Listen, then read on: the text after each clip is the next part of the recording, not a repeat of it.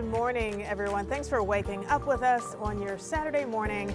It is 8 a.m. I'm Karen Campbell in for Matthew Fultz here with Lindsay, who's going to talk about this mild weather, unbelievably mild weather that we're having in December. That's right. It's like 2024 is like, wait a minute, give me like 2 more days. Yeah, exactly. And we'll talk about some mild temperatures. We do have some heavy rain, though, that's on the way. Not expected to move in until after about 9 o'clock tonight. Okay. So a lot of dry time to enjoy some of this mild air while we've got it. We are headed back toward 60 for a high later today, and I wanted to show you just how warm it's going to get across the region as we are going to be sitting in between 2 storm systems today, and that is allowing some of that more mild air to lift northward from the south. So 60 your forecast high later today in Indy, 62 in Cincinnati. We have been tracking some lingering very light rain over the past couple of hours. That has started to dissipate, and it does look like we will be left behind with some cloud cover today and those mild temperatures, a little breezy at times as well. Here's a live look over on the west side of town. Again, still mostly cloudy, and we could see some areas of wet pavement if you're headed toward the airport, but otherwise a pretty decent setup overall as this initial area of low pressure will continue to track through the Great Lakes region. We are watching a secondary low pressure system emerging out of the Plain States, and this is expected to bring pretty widespread severe weather across the southern states today. This will then lift back northward during the evening and overnight tonight, bringing some heavy rainfall for us here locally, although anticipating this stays below the severe threshold once it gets into our area. In the meantime, it's 49 right now in Indy, 52 in Muncie. It is 52 in Bloomington right now. Temperatures only expected to warm from here back towards 60 for that high. Again, mostly cloudy skies, mostly dry through the duration of today.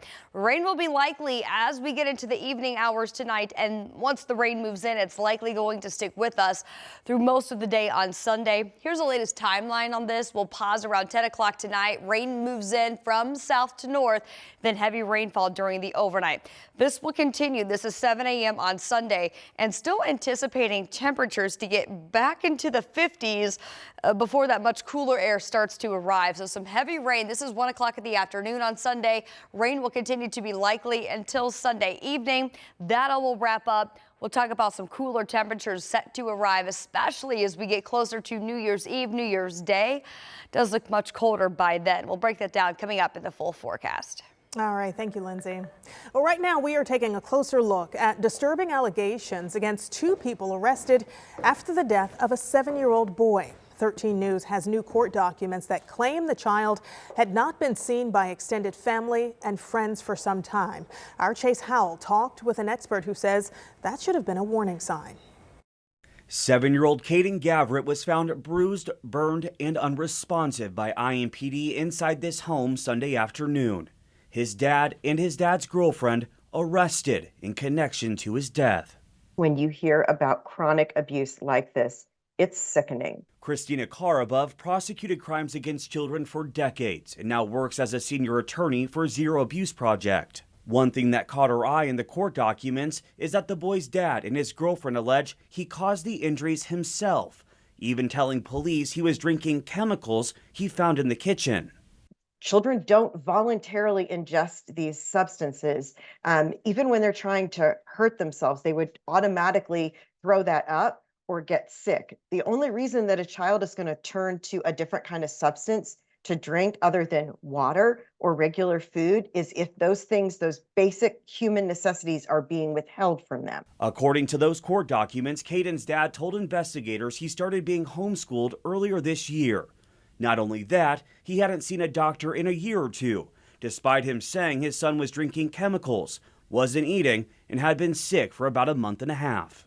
When a parent tells you that, well, my child has these medical problems or my child is injuring him or herself, and you say, well, what does the doctor say? Oh, well, I haven't taken my child to the doctor. That should be a massive red flag that something else is going on. Karabov says if not for your own moral sense of what is right and what is wrong, she says a person has a legal obligation to report abuse.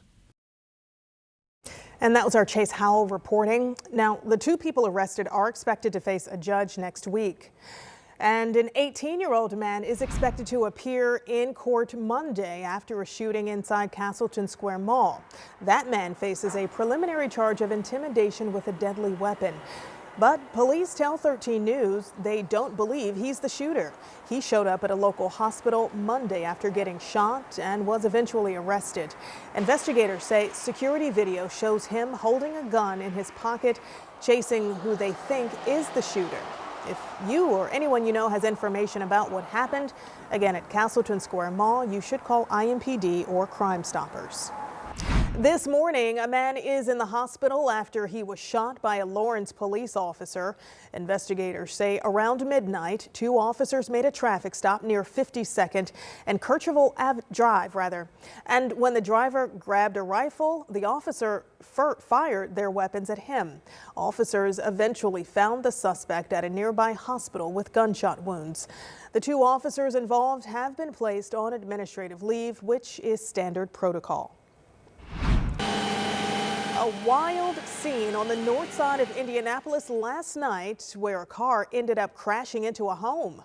Luckily, no one was hurt.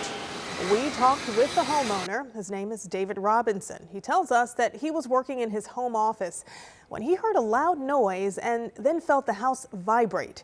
When he went outside, he found a car crashed into the attached garage. The car hit the garage and his work vehicle. It is still not clear who was driving that car because Robinson tells 13 News he saw two people running from the area after the crash. And the car was empty by the time police arrived. Robinson says he is grateful because it could have been worse. A thrill is not worth somebody's life or even their life. They could have easily hit that tree, and taken their own lives by accident. But, it's one thing when your actions do something to you, but you just got to be smarter and get your thrills another way other than taking a chance on hurting other people. And police tell us they are investigating this case as a hit and run. This morning, investigators point to revenge as the motive behind a man's murder in New Jersey. Authorities arrested 4 men in Greenwood connected to that case. Now, we just got new court documents, and they reveal investigators believe this is linked to a gang out of India. They say one of the suspects you see here told police they believed the victim, 35-year-old Kuldeep Kumar, had something to do with the death of a woman related to another one of the suspects. The 4 men were taken into custody Monday morning. During a hearing yesterday in Johnson County, 3 of the defendants were appointed public defenders. They now have an extradition hearing on January 22nd. One of them has a federal warrant. U.S. Marshals will pick him up to process that outstanding federal case. Well, also this morning, an Indianapolis man is in custody after a 32-mile chase on I-69. Take a look at this. State police say they tried to pull over the driver of this Penske truck for a traffic violation and failure to stay in his lane. They tell us he nearly hit a truck, a coal truck. Now, the driver took off from police but later lost control, causing the truck to flip over.